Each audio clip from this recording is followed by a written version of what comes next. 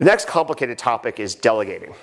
So just like the other thing I like about the metaphor of editing is writers do most of the work in the world. Editors are not actually writing most of the content in any publication. So that's actually true of your company. You are not going to do most of the work. You shouldn't be doing most of the work. And the way you get out of doing most of the work is you actually delegate. Now the problem with delegating is that actually you're responsible for everything. So as CEO, founder, there is no excuse. There's no like, that's that department over there, this person over there screwed up. You're always responsible for every single thing, especially when things go wrong. So how do you both delegate but not abdicate? It's a pretty tricky challenge, and both are sins. Like if you over-delegate and you abdicate, or you micromanage, those are both sins. So I'm going to give you a couple techniques for solving this. First, and this actually comes from high output management and Andy Grove, is what's known as task-relevant maturity. It's kind of a fancy phrase for basically, has this person ever done this before? It's really simple. Like, how mature is this person in doing something? And the more they've done the exact same task before, the more sort of rope you're going to give them. And the more they're trying something new, the more you're going to actually instruct them and consistently, constantly, regularly monitor. So that's kind of a basic concept, but it's worth keeping in the back of your brain. The interesting implication, and this is pretty radical, is that any executive, any CEO should not have one management style. Your management style actually needs to be dictated by your employee. So with one particular person, you may be very much a micromanager because they're quite low on this scale. And with another person, you may be delegating a lot because they're actually quite mature on this scale.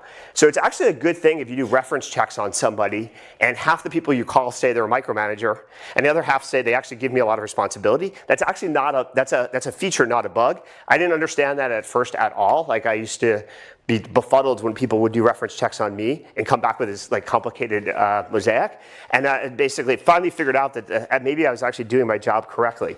And so then, of course, taught other people that this is the way to do it. A more nuanced answer, though, that I've sort of came up with is how do you make decisions and delegating versus doing it yourself. You don't want to do it yourself too often. So what I've basically borrowed from Peter, this is my first 2x2 matrix ever in my life, but he taught me something at least, is you basically sort your own level of conviction about a decision on a grid. You know, extremely high, extremely low. There's times when you know something's a mistake, and there's times where you wouldn't do it that way, but you have no real idea whether it's the right or wrong answer. And then there's a consequence dimension. There are things that if you make the wrong decision are actually catastrophic to your company and you will fail. There are things that are pretty low impact that really at the end of the day aren't going to make a big difference, at least initially. So what I basically believe is that where there's low consequences and you have very low confidence in your own opinion, you should absolutely delegate. And delegate completely. Let people make mistakes and learn. On the other side, obviously where the consequences are extremely dramatic and you have extremely high conviction that you're right, you actually can't let your junior colleague make a mistake. You're ultimately responsible for that mistake, and if it's really important, you just can't allow that to happen. Now, the best way to do that is to actually explain your thinking, the why. It's easy to shortcut when you get busy explaining whys of the world, but it's very important to try.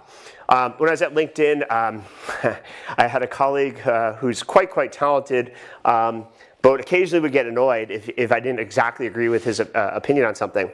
And so I'd spent a lot of time trying to persuade him why I was making a decision a certain way. And his wild card, the card he would ultimately call out if I didn't quite persuade him, was he's like, okay, you're the boss. And that meant to me like I was burning a lot of social capital. Every time he said that, I knew I was like really creating a thin line and that ultimately that was going to backfire if I did that too often. So you want to track the times that you're doing that. An example of this is Square, is one of my favorite people in the world, and my second hire, first marketing hire, had this program he wanted to run called Inner Square, which basically allowed people to give out Square merchants to give out 10 other squares to their imagine a food truck outside, put like 10 squares on the counter, and people could just grab them.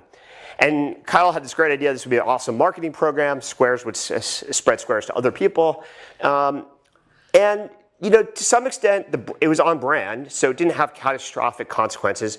Each of these 10 squares didn't cost that much money, so financially we could afford to do it.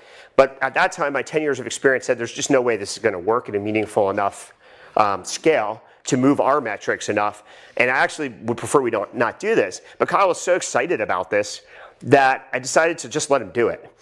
He learned that actually when you measure this thing, it's not massive. It doesn't create like massive value for the company. It did require a fair amount of operational complexity to ship all these squares to people and figure out how to get them squares, et cetera. But it allowed him to be excited about his job and to learn how to filter future ideas. So it was totally worth letting him make the quote unquote mistake.